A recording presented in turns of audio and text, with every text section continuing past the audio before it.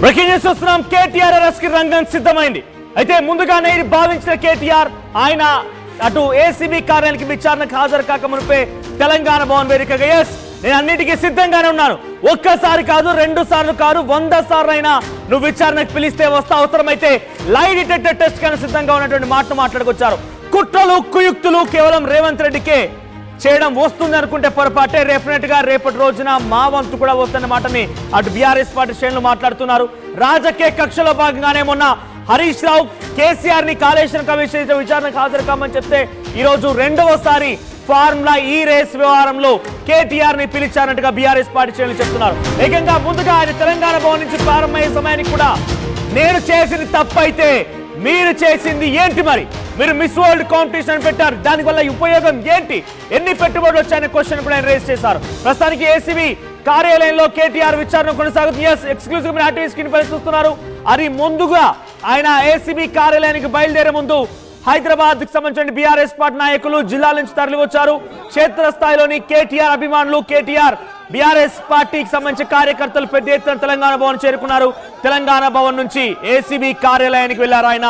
So ప్రస్తుతం ACB DG Vijay Kumar ఆయన్ని విచారిస్తున్నారు. దీంతో పాటుగా తరుణ్ జోషి ఆయన విచారిస్తున్నారు.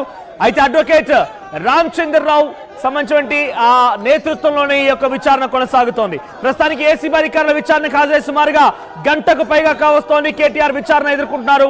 మరి ఆయన ఏం క్వశ్చన్స్ వేస్తున్నారు, ఎటువంటి ఆందోళన వ్యక్తమవుతుందో చూడాల్సిన అవసరం అయితే ఉంది.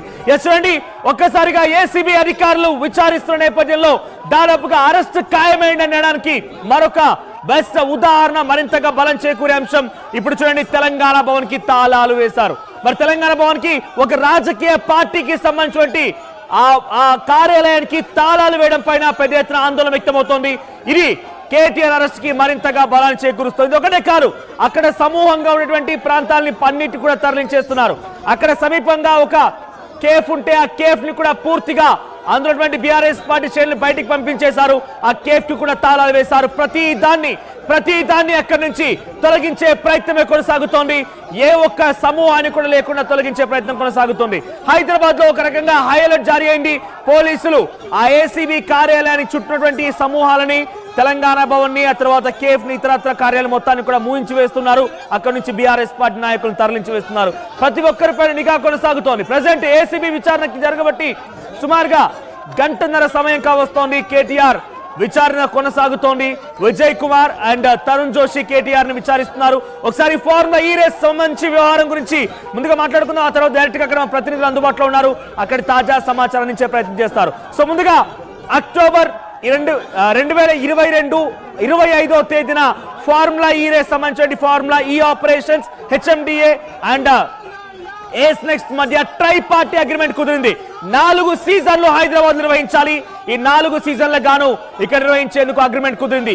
సీజన్ 9 చాలా అట్టహాసంగా జరిగింది. బీఆర్ఎస్ పార్టీ ప్రభుత్వంలో పెద్ద ఎత్తున ట్యాంక్ బండ్ మొత్తాన్ని కూడా సుందరీకరణగా చేశారు. అక్కడ ఏర్పాటు జరిగాయి. సీజన్ 9 ఫిబ్రవరి 10, 11, 2023 తేదీన చాలా అట్టహాసంగా జరిగింది. ఆ తర్వాత వెంటనే మరో సీజన్ కి సంబంధించి నిధులు మరలించాల్సి ఉంది. అటు చెల్లింపులు కార్యక్రమాలు జరగాల్సి ఉంది. కానీ ఎఫ్ఈఓకి స్పాన్సర్షిప్ బాధ్యతలు తీసుకున్నటువంటి ఏస్ నెక్స్ట్ అని కంపెనీ వెనకడుగు వేసింది. నేను స్పాన్సర్షిప్ బాధ్యతల నుంచి వెనక్కి వెళ్ళిపోతానని చెప్పింది. ఆ వెంటనే అక్కడికి ఆ బాధ్యతలు తీసుకోవడం కోసం హెచ్ఎండిఏ రంగంలో దిగింది. ఏకంగా హెచ్ఎండిఏ అటు ఆర్థిక శాఖ అనుమతులు లేకుండా, కేబినెట్ ఆమోద ముద్ర లేకుండా, ఎవరికి ఇన్ఫర్మేషన్ లేకుండా, ఆర్బీఐ గైడ్ లైన్స్ పాటించకుండా చాలా ఒక మౌఖిక ఆదేశాలతోనే సుమారుగా 55 కోట్ల రూపాయల్ని ఒక అక్టోబర్ 3, 2023న 22 కోట్లు, ఆ తర్వాత అక్టోబర్ 11, 2023న మరోసారి 23 కోట్లు, ఈ రకంగా 45 కోట్లు ప్లస్ 9 కోట్ల రూపాయల ట్యాక్స్ మొత్తం కలుపుకొని 55 కోట్లు సుమారుగా ఎఫ్ఈఓకి బదలాయించారు. దీనికి ఎటువంటి అనుమతులు లేవనేది ప్రధానంగా కాంగ్రెస్ పార్టీ ఆరోపణగా ఉంది. అయితే ఇక్కడ ఇంకొక ఇంట్రెస్టింగ్ విషయం, ట్రై పార్టీ అగ్రిమెంట్ లో ఉండగానే హెచ్ఎండిఏ ఎందుకు నిధులు మళ్లించింది? కేవలం మౌఖిక ఆదేశాల నేపథ్యంలోనే అప్పటి ప్రిన్సిపల్ సెక్రటరీ అరవింద్ కుమార్ ఈ నిధులు మరణించినట్టు తెలుస్తోంది. ఇప్పటికే అరవింద్ కుమార్ ని అటు బిఎల్ఎడ్ని కూడా విచారించారు. ఏసీబీ అధికారులు, ఈడీ అధికారులు కేటీఆర్ ని కూడా ఒకసారి విచారించారు. ఇది కేటీఆర్ విచారణ 2.0గా కనబడుతోంది. రెండవ ఫేజ్ విచారణ కొనసాగుతోంది.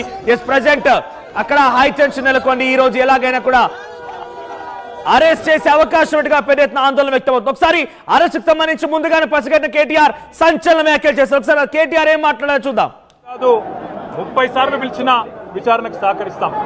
మా మీద కేసులు బనాయించి మమ్మల్ని ఇబ్బంది పెట్టి కమిషన్లు వేసి మమ్మల్ని ఏదో ఇబ్బంది పెట్టినంత మాత్రాన, వేధించినంత మాత్రాన ప్రజల తరపున ప్రశ్నించడం బంద్ చేస్తామనుకుంటే అది కాంగ్రెస్ ప్రభుత్వం యొక్క అవివేకం, అజ్ఞానం అవుతుంది తప్ప ఇంకోటి కానే కాదు. పెద్దలు కేసీఆర్ గారిని, పెద్దలు హరీష్ రావు గారిని కాళేశ్వరం కమిషన్ ముందు కూర్చోబెట్టి మీరు పైశాచికానందం పొందొచ్చు. ఇవాళ ఏసీబీ ముందుకి విచారణకు పిలిపించి కొంత మానసికంగా రాక్షసానందం పొందుతూ ఉండవచ్చు. అవసరమైతే అరెస్ట్ కూడా చేస్తారు కావచ్చు. ఇవాళ ఏసీబీ ముందుకి విచారణకు పిలిపించి కొంత మానసికంగా రాక్షసానందం పొందుతూ ఉండవచ్చు. అవసరమైతే అరెస్ట్ కూడా చేస్తారు కావచ్చు. ఇవాళ ఏసీబీ ముందుకి విచారణకు పిలిపించి కొంత మానసికంగా రాక్షసానందం పొందుతూ ఉండవచ్చు. అవసరమైతే అరెస్ట్ కూడా చేస్తారు. మాటల్లో కేటీఆర్ ఏమంటున్నారు? ముందస్తుగా అవసరమైతే అరెస్ట్ చేస్తారు కావచ్చు అనే మాటని కూడా కేటీఆర్ మాట్లాడారు. అంటే కేటీఆర్ ముందుగానే ఊహించారా ఈరోజు అరెస్ట్ జరగబోతోందా? దాని తాలూకా సిచ్యువేషన్ ఎంతనా, దాని తాలూకా వాతావరణం ఎంత కనబడుతోందా? అయితే ప్రస్తుతానికి అక్కడ తెలంగాణ భవన్ ఆ కార్యాలయానికి పూర్తిగా తాళాలు వేయడం ఒక ఎత్తు, ఆ తర్వాత పక్కన కేఫ్ లో కూడా బీఆర్ఎస్ పార్టీ శ్రేణులు మొత్తాన్ని కూడా తరలిస్తున్నారు. కొన్ని వందల సంఖ్యలో పోలీసులు అక్కడ మోహరించున్నారు. చూడండి, ఇక్కడ మీరు ఆర్టీవీ స్క్రీన్ పైన చూస్తున్న ఈ విజువల్స్ అని కూడా సమీపంలోని ఒక కేఫ్. చూడండి, ఇక్కడ కేఫ్ నీలోఫర్ దాని ఉన్నటువంటి బీఆర్ఎస్ పార్టీ శ్రేణులు, సాధారణ కస్టమర్ల మొత్తం కూడా అక్కడి నుంచి పంపించి వేసి ఆ కేఫ్ కి తాళాలు వేశారు పోలీసు అదుపులోకి తీసుకున్నారు కేఫ్ మొత్తాన్ని కూడా. ఎస్, మరిన్ని అప్డేట్స్ తో ఏసీబీ కార్యాలయం దగ్గర నుంచి ప్రతినిధి పెట్రిషియా, తెలంగాణ భవన్ దగ్గర నుంచి ప్రతినిధి మధులు అందుబాటులో ఉన్నారు. Yes Madhu, so present Telangana Bhavan దగ్గర సిచ్యువేషన్ ఏంటి? తెలంగాణ భవన్ దగ్గర ఎటువంటి ఆసక్తి రేపుతోంది? తెలంగాణ భవన్ కి తాళాలు వేసినట్టు తెలుస్తోంది. దానికి కారణం ఏంటి?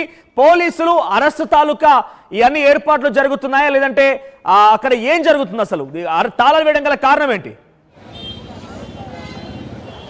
బీఆర్ఎస్ పార్టీ ఆఫీస్ దగ్గరికి పెద్ద ఎత్తున బీఆర్ఎస్ పార్టీ శ్రేణులు చేరుకున్నాయి. ఈరోజు కేటీఆర్ ఏసీబీ విచారణకు హాజరయ్యారు కాబట్టి దాంట్లో భాగంగా మద్దతుగా ఇక్కడికి వచ్చారు.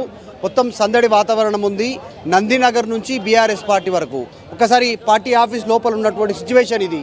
పెద్ద ఎత్తున వివిధ ప్రాంతాల నుంచి వచ్చినటువంటి కార్యకర్తలు రీచ్ అయ్యారు. మద్దతుగా పోలీసులు బారికేడ్స్ పెట్టారు, రోప్ పార్టీని పెట్టారు.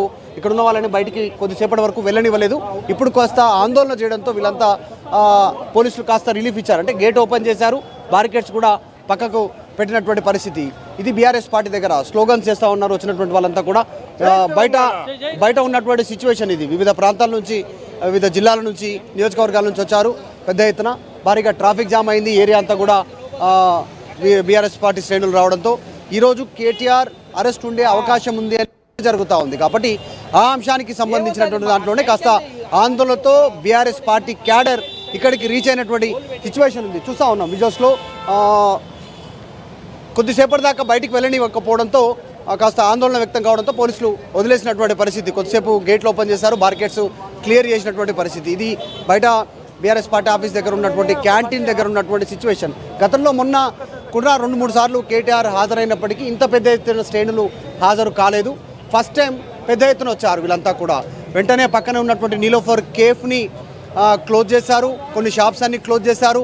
పక్కనే కమాండ్ కంట్రోల్ ఉండడము, తర్వాత బీఆర్ఎస్ పార్టీ ఏసీబీ ఆఫీస్ కూడా పక్కనే ఉండడంతో ఏమైనా ఆందోళన వ్యక్తమయ్యే అవకాశం ఉంది. ముఖ్యమంత్రి కూడా ఆల్రెడీ రివ్యూ చేస్తూ ఉన్నారు, మంత్రులతో ఆయన భేటీ ఉన్నారు. కొద్దిసేపట్లో ఆల్రెడీ రివ్యూ జరుగుతుంది, మంత్రులతో కూడా భేటీ కానున్నారు. కొన్ని కీలకమైన అంశాలపైన నిర్ణయం తీసుకొని ఉంది ఈరోజు రాష్ట్ర క్యాబినెట్. కాబట్టి వీటన్నిటి నేపథ్యంలో ఆందోళన ఉన్నటువంటి సిచ్యువేషన్. వీళ్ళంతా రోడ్లపైకి వస్తారు, ధర్నా చేసే పరిస్థితి ఉంటుంది అనేటువంటి దాంతో ఇక్కడ పోలీసులు కాస్త బారికేడ్స్ ఏర్పాటు చేయడం,